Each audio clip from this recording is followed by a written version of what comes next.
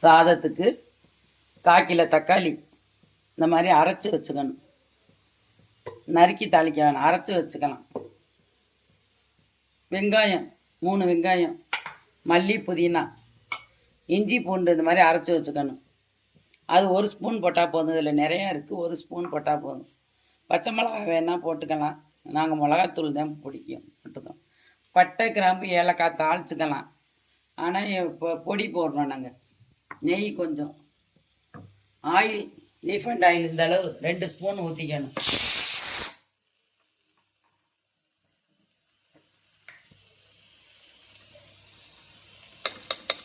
நெய் ஒரு 2 ஸ்பூன்.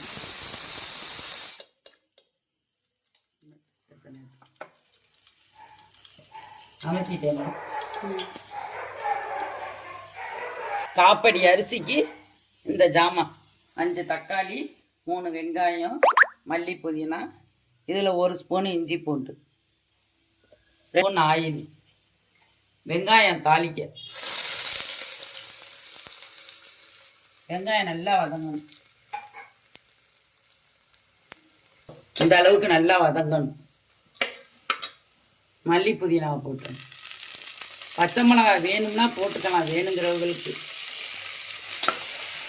எங்களுக்கு பச்சை மிளகாய் நாங்கள் போட மாட்டோம், அதனால் மிளகாத்தூள் போட்டுக்கோம்.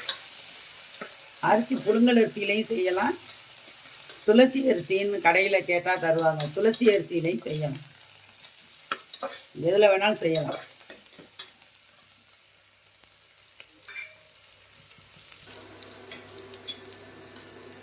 இஞ்சி பூண்டு அரைச்சது 1 ஸ்பூன் போட்டுக்கணும்.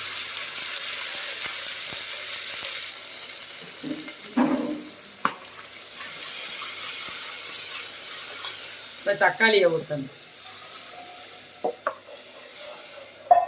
தக்காளி நல்லா வதங்கணும்.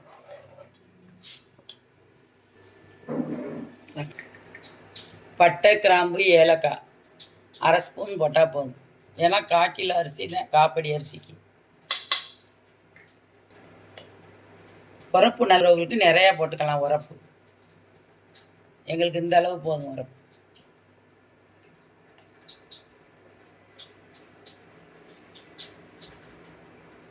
உப்பு இந்த அளவு, அதையும் இதிலே போட்டுறோம். நல்லா வதங்கணும். தக்காளி நல்லா வதங்கிடணும், பச்சை வாசனை இல்லாமல். இதில் 1 விளக்கு அரிசினா 2.5 பங்கு தண்ணி ஊற்றணும். புழுங்கல் அரிசிக்கு. துளசி அரிசிக்குனா 2 பங்கு போதும். புழுங்கல் அரிசியும் 2.5 ஊற்றணும். ஊற்றி ஒரே விசிலில் இறக்கிடணும். கொதிச்ச உடனே அரிசி போடணும். தண்ணி நல்லா மலமலன்னு கொதிச்ச உடனே அரிசி போட்டுடணும்.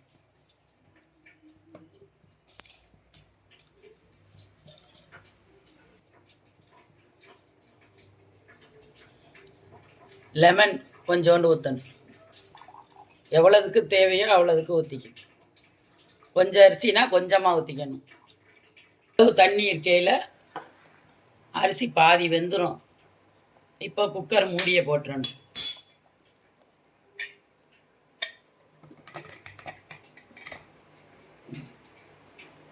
ஒரு விசில் அடித்தோடனே அப்படியே தம்மில் வச்சு கொஞ்சம் நேரம் வச்சிடணும். அப்படியே தம்மிலே தக்காளி சோறு ரெடி ஆயிடுச்சு. எல்லாம் ஒரு விசில் வச்சுட்டு இது மாதிரி கொஞ்சம் நேரம் தம்மில் வச்சிடணும். வச்சுட்டு ஒரு பெரட்டு இது மாதிரி பெரட்டணும். கொஞ்சம் நெய் ஊற்றி பெரட்டணும்.